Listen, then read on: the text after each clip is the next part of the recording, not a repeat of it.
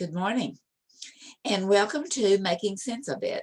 I am Mona Duncan, your moderator, and this program is our gift to you from the Glasser Institute for Choice Theory. Each week, we have a member of the Glasser Institute to explain how choice theory, reality therapy, and lead management have made major productive changes in their life, and to encourage you to begin to put it to use and try it out and see how it works for you. So our speaker today is from down under. We have Jeff Steedman. He is from Victoria, Australia. And let me bring up the screen and we will let Jeff share with us. So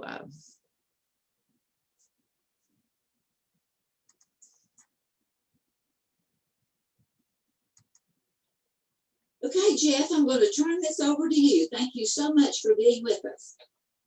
Thanks, Mona. I really enjoyed the invitation to come on board, and I've got what I hope is a really interesting story for all of your committed listeners and participants. A little bit of my background, I guess. I've been long-term interested in choice theory. I'm a member of faculty, as are you, Mona. I am in Australia, country Victoria in Australia. So we're actually in lockdown at the moment because of coronavirus. And we've had this is our fourth lockdown. Fortunately, nobody's died this time, but it just means that we're doing the best we can to get through that time. So choice theory is something that I use throughout my life. I teach people as a faculty member. I do training, but I also use it in my private counselling business. So I've been a counsellor for around 30 years. So today's subject in particular is all about prostate cancer. And in particular, the part that I want to talk about is how I used my understanding of choice theory to navigate my experience with prostate cancer. So I'll start from, I guess, go back a little bit. My father had prostate cancer, and in fact, he died of prostate cancer around 5 years ago. It was obviously advanced and gone through his body, it was in his brain, and it was a pretty horrible death. For me, I was very aware of the risk of prostate cancer, and for those people who don't know much about it, there is a strong genetic link. If you have one male in your family, particularly a direct one, father, brother, someone like that, then your chances of having prostate cancer increase. If you have two, it's almost certain that you will get it. So I was very aware of that. And what I decided to do from 50 was, the age of 50, was that I would yearly have what's called a PSA exam. Now, the PSA exam is non-intrusive. PSA stands for prostate-specific antigen, and it's in your blood. So they simply take a blood test. So my birthday is in August of each year, and ritually, since the age of 50, I get my cholesterol and my PSA and all the other bits and pieces that they can look at in your blood. I get that done all the time as a preventative measure. And I guess that's my first choice theory learning, is it's about focusing on what you can control. And whilst I can't control directly whether I do or don't get some of these conditions, what I can do is be alert, not alarmed, but alert, and manage them should they occur. So I'm minimising risk, and that's very much in keeping with focusing on what you can control rather than what you can't. The result of doing that is that you do less anxiousing and certainly less depressing when you know, okay, this is what I've got facing me. So I'm now 66, so that's 16 years of prostate tests, and they've just been quietly bubbling along, nothing much happening. But what it established was a baseline, so that I knew what a normal prostate specific antigen reading was for me, and I could act on that in an informed manner. Last year, August of last year, so 2020, we were in full lockdown then and had been for some time. That was our heavy lockdown. I think we were in lockdown for nearly a couple of months, actually. So it was quite a difficult period.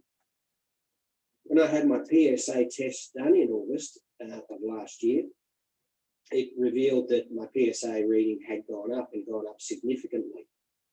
Now, that still wasn't anything to be too alarmed about because I'd been taking the precautions of testing my PSA on a regular basis. So I knew that I had caught it as early as I possibly could, short of doing a PSA test several times a year, which is probably over the top. What they do when you have a PSA test that shows it's increased is they will repeat the test just to make sure that there's no fault in the test and that there's sometimes other things can happen. Infections can cause PSA levels can go up and down. So I had a second test in September of last year, and that also indicated that it had risen, but not only that, but it had risen even further. So it was clear that something was going on. Part of my process of managing myself prior to and at the time of this was that I informed myself about options and as much as I could about prostate cancer and what it all meant. So I knew that an increased PSA could mean one of two things. It could mean a cancerous prostate, or it could mean a benign enlarged prostate. But the only way to really tell is to have a prostate biopsy. So I was very aware of that. So even though the second test indicated that my PSA was up, I again chose not to be overly concerned about that. Excuse me. So in October of last year, I engaged with a specialist, Dr. Shakib Shabazz, who's a specialist in the area of prostate cancer. And he performed a biopsy. Now, I did a lot of research into the surgeon so that I got a surgeon that I knew rated very, very well. Again, focusing on what I could control. Whilst I can't control what the surgeon does, I can control who I choose as a surgeon. And I looked at the reviews, comments, success rates, all of those sorts of things to find someone that I felt comfortable with. And prior to the biopsy, Shakib interviewed me and I interviewed him because I was very much deciding whether he was going to be the right surgeon for me as he was deciding if I was the right sort of patient for him. So I had, having made that selection and been confident with the person I was choosing, and I got on well with him. He was I was very confident that he knew what he was doing, and he wasn't a gung-ho surgeon cut at all costs person. So that was pretty important to me. I wanted to have someone who was balanced and level in the way they approach things. And one of the things I said to Shakib in our first meeting was that I was inviting him to become part of Team Jeff. Now, that's all part of taking control. And for those of your viewers who know about choice theory, they will know that taking control of your life is a core tenet of choice theory. So again, taking control of what you can. Shakib was, I think, not stunned, but pleasantly surprised that I had invited him to be part of my team.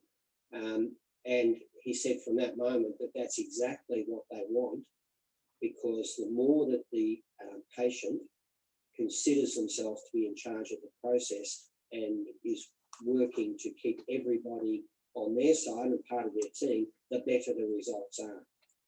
So he was quite clear about that.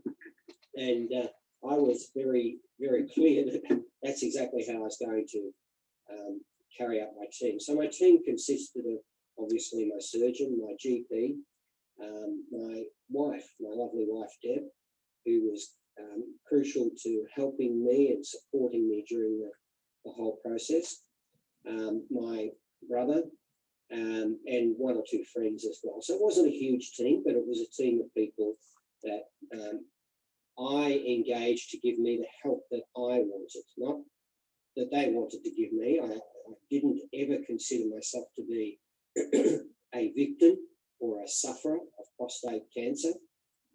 Those words have certain connotations when used and can lead to you engaging in victiming behaviour, and I wasn't wanting to do that. I was experiencing prostate cancer, and that's the way that I looked at it. And the way I looked at it, and continue to look at it for that matter, is that that it's an experience that I have, and it's up to me what I do with that. So I chose from the very beginning not to be a victim. I did not want to be that. I also didn't want to be a survivor of prostate cancer. That sounds funny at first, because I certainly didn't want the opposite either, which is to not survive. But I wanted better than survivor. In my counselling work, I've come across a number of people who consider themselves to be survivors, and they still identify, they develop a personality, almost if it was cancer, for example, a cancer identity. And they continue to identify with that, and it limits their ability to engage in life and relationships and everything that can be offered in having a full life. So instead of seeing myself as a cancer potential, if I get through it, cancer survivor, I intended to be a cancer thriver. And that was always what was foremost in my mind. I intended to thrive. And hence, taking charge early in the beginning and making sure that I did everything that I could to make sure that I got a good outcome. So after the biopsy, I had to wait for a while for that to come back and to heal. When it came back, there was one other thing I did prior to the biopsy, as early as the first PSA test in August. I started my pelvic floor exercises. Now, being male, I didn't know a whole lot about the mystery of pelvic floor exercises, and they are a little bit different for men than they are for women. Obviously, women are more familiar with them, particularly with childbirth and the damage or stress that can put on the pelvic floor. But when you have your prostate removed, and at that stage, bear in mind, I didn't know that that was going to happen, but I knew that it could happen. So the best way I can describe it for those watching is that if we can imagine your bladder sitting here, sitting directly underneath that and attached to it is the prostate, and the urethra runs from the bladder through the prostate. When they remove the prostate, they damage and really make inoperable the valve that sits at the bottom of the bladder, which means that you can't control urine flow with that valve any longer. Therefore, the only control that you have over urine flow is in fact your pelvic floor muscles. Now, I read up about that and I thought, okay, so everything it says is that after the surgery you need to do your pelvic floor exercises. And I thought, well, that doesn't make a whole lot of sense to me. I'm going to start now. So I started the pelvic floor exercises, and there's lots of excellent resources that you can follow. And as I said, they're a bit different to a woman's, but essentially it achieves the same thing, which is to tighten up the pelvic floor muscles, which then hold the urine flow in, and hopefully, whilst never eliminating all incontinence, will prevent the worst of incontinence. So it's very, very rare if you do your pelvic floor exercises that you'll have a huge issue with incontinence. So I did that in August as part of the whole program. In October, I had the biopsy. It was uncomfortable, but not overly painful. led to about 6 weeks of blood in the urine and semen, a very unpleasant experience, but not painful. But what it did show up was that the Gleason score that I got was a 9. Now, to explain the Gleason scores, there are 2 lobes of the prostate, so two halves, for want of a better term. They call them lobes. And they test each of the lobes, and they give a score out of 5 for each of the lobes for the advanced stage of the cancer. So the most advanced prostate cancer is a 10. My Gleason score came in at a 9. And so it's about as high as you can get.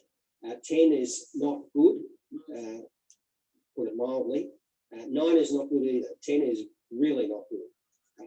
They're also not necessarily death sentences, but generally if you're a 10, you can, the likelihood of the cancer having already left the prostate and gone into the body is greater. With a 9, chances of that happening are less. So mine was a 9, and to all the evidence that they had at that stage, they were hopeful that it would be contained within the lobes of the prostate. So I had to wait about 2 weeks before I could resume my pelvic floor exercises because of the damage done to the area with the biopsies. Having completed that and continuing the prostate, pelvic floor exercises, the other thing that was essential was to keep yourself fit and healthy. So again, I've always been pretty fit and healthy, but from August, I started to run at least 6 kilometres every day. The aim was to, get my body as fit as it could possibly be, but also as lean as it could be. For surgery that's internal, like the surgery on the prostate, you may be quite slim on the outside, but you can have still fatty tissue around the internal organs. So what I needed to do was to engage in exercise like running, as well as watch my diet, to try and make sure that I was as fit and healthy and that the internal body fat was at a minimum. You'll always have some, you should have some. So the aim wasn't to get rid of it altogether, but just to minimise it and keep it to a good level. And what that, again, means is that the surgeon, when they go in, is actually able to see what they're doing. If you have a huge amount of internal body fat, I think they call it yellow fat or something like that. If there is a large internal reservoir of that, what will happen is that the surgeon can't clearly see what they need to see to be able to cut with accuracy and to get the best result. So again, from August, 6 kilometres a day running, really working at getting myself fit. On November 29th, I had the surgery. Going into the surgery, it was what they call a total prostatectomy, and in my case, a total robotic prostatectomy.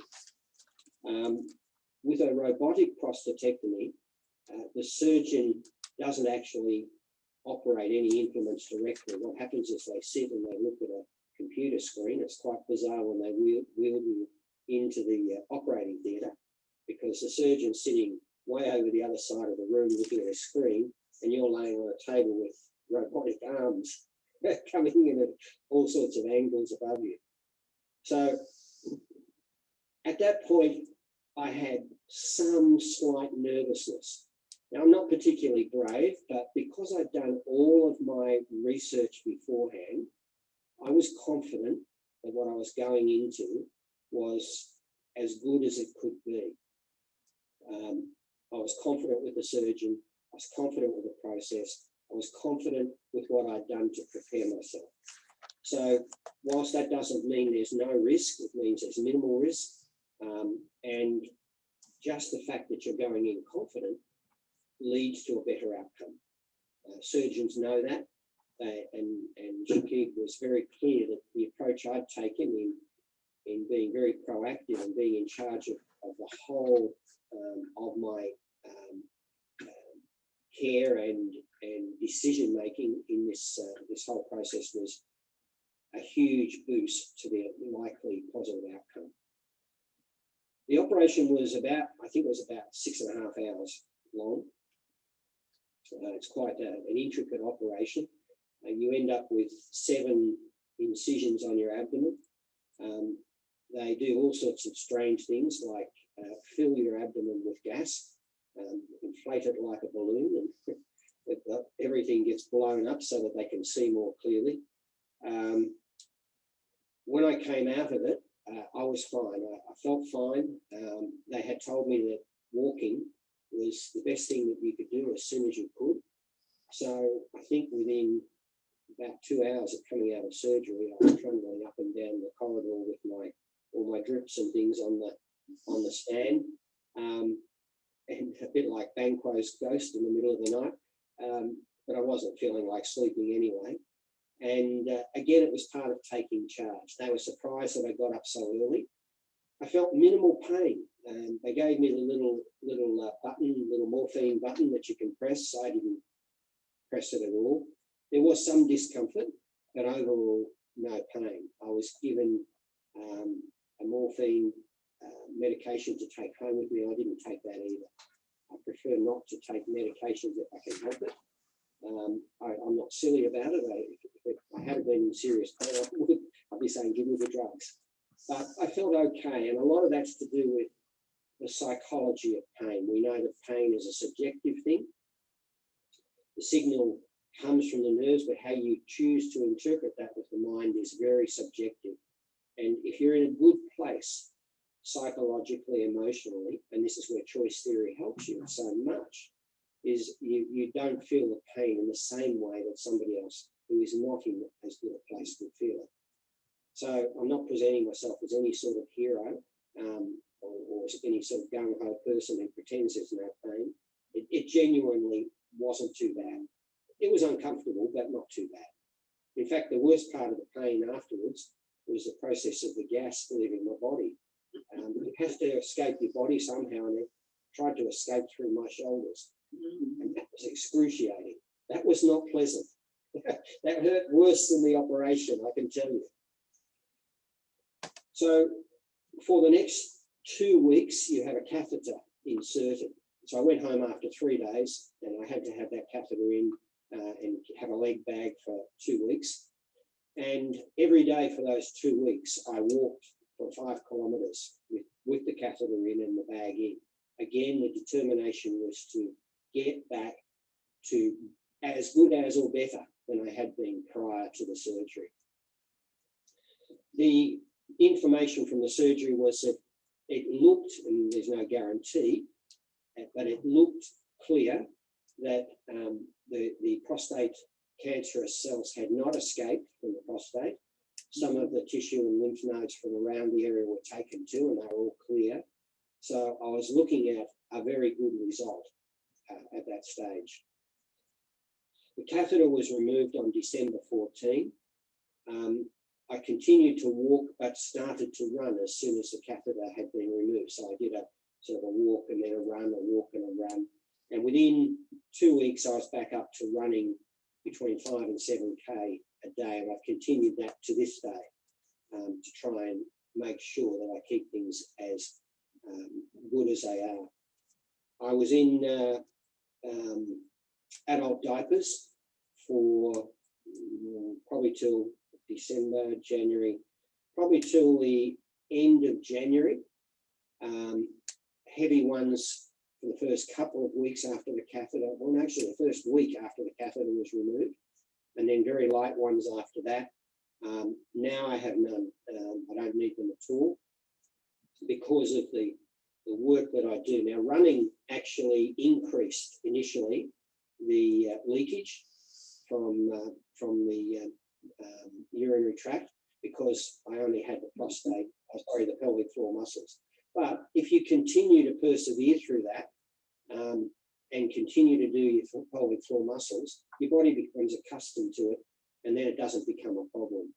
And I did some study, and I realised that if I took smaller steps and leaned slightly forward. So a slightly different running style to what I had previously. It minimized the jarring, which meant you didn't leak as much. So I had to go through that process. But again, I was prepared to go through it because I didn't want to just be surviving. I wanted to be thriving. I wanted to be in charge. I wanted to be back to leading a healthy, fit and active life and engaging in life fully. So I was prepared to put up with discomfort and some leakage early on in the process. March 2021 was the PSA test, and this is the one that shows if there's any more cancerous cells, if they've missed them. And in March 2021, so it was only a few months ago, the PSA was undetectable. So to all intents and purposes, it's as good as it can be. In a couple of weeks' time, I'll have another PSA test. Theoretically, you're not considered to be in remission until some 5 years afterwards, but really it's as good news as you can. Now, I do have some issues to face going on in life. The sexual function, the ability to have an erection is gone. When you have a total prostatectomy, you can never have an erection again, not naturally. But what you do have to do, or what you can do, is choose to have injections or what's called a penile implant. At the moment, I'm having injections, and my wife and I are managing to have a very successful and enjoyable sex life. And that's important because that's part of a healthy relationship and a good relationship. And her patience and support and love and affection during that process has been very important. And again, it's about meeting those 5 needs. So you can probably imagine that we can tick them off. I've looked after my survival needs through the homework and making good decisions. My love and belonging through the team Jeff, and particularly my wife Deb. My freedom, I was in charge and making decisions, and it was my choice to do this. My fun, it sounds funny, I know, but fun, yes, there's the enjoyment and pleasure part of it, but there's also the growth and learning. And it's been enjoyable doing the growth and learning and sharing with others. I've now become a bit of a resource for people who are experiencing similar things. And whilst their story is their own, it will be different to mine, and their journey will be different to mine. And there's a lot that they can learn and take from my approach, and hopefully what I can share with them is helpful. And finally, power. I feel great that I've achieved the ability to go on and have a healthy, happy, successful life, despite what for many people becomes the catalyst, or if you like, the initial issue that leads them to do depressing, anxiousing, and even angering, and to end up with a miserable life. You don't have to have. You can allow these things to get on top of you, or you can choose to be on top of them. So the future, Mona, I don't know. Who knows? But I'll tell you what, I am absolutely thriving, and I choose to have the best future that I can possibly have. So there you go. That's my story of prostate and using choice theory to manage myself during it.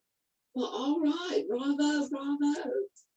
Yes, that is wonderful. I really like the way you brought all of the needs together and how that, chronologized them and the ways that you were saying, because I wrote down a couple of those things as you were going on. I was kind of defining them for you, but and I really appreciate your openness to share just with the whole world.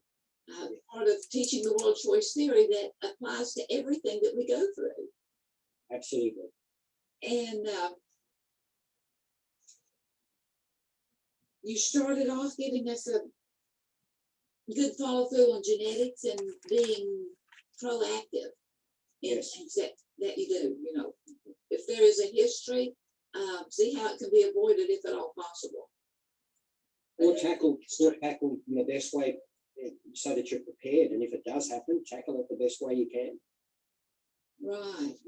Well, of all of those things, I was kind of writing down that you had a good attitude to start with, You did research to find out, get more information, see what was going on. You continually followed through, even if there was obstacles, you still followed through. And you made liberal use of choices. I did. Yeah. So what was one of the most motivating things for you? What was the one that kept you going? Look, I think the most motivating thing for me, and again, it sits squarely with choice theory, is the understanding that motivation is internal, not external. All motivation comes from inside. There's nobody and nothing out there that can make you motivated. And when I made that decision that I wanted to be a thriver and not just a survivor, survivor's fine and it's better than the alternative, but hey, we can do a whole lot better than that. So the motivation to be thriving is the one that has really driven everything. Yeah. And I do have high power needs. I'm very aware of my needs profile, and I was very, very determined that when I completed this whole process that I would be able to keep doing the work I'm doing, because I get a huge buzz out of helping people, out of achieving things, out of giving something of value and worth. That's why taking choice theory to the world appeals to me so much. And choice theory, as you know, Mona, is not something that we do to people. It's not something that we do day to day. It's how we are. Exactly. And that whatever you were talking about, that you did not want to be a victim, that you want to be an overcomer. One of my axioms is it is what it is. Yes. So what? Now what? Yeah. We need to look at it and see what it is so you can do research and so that you can overcome as opposed to allowing it to overcome you. Absolutely. This has been very, very enlightening, and I thank you so very much. And absolute pleasure, Mona. I've really enjoyed it. And you're going to be speaking with us again next week, right? Absolutely. So look out. I'll be back on the screen again. Yes. So we will be in touch with you then. In the meantime, I'm going to close out our meeting for today and thank everyone for being here. Those that will be watching tomorrow, we'll let them watch you live. And thank you for being here. And in the meantime, good mental health and go in peace. Thank you, Mona. And thank you, everyone, for spending some time with me. And look forward to talking to you again.